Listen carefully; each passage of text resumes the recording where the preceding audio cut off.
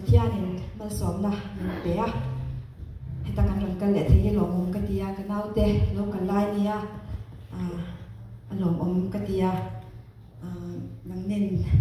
min lo lom ema chunga kan loma anuam kan tia abekin he din pueten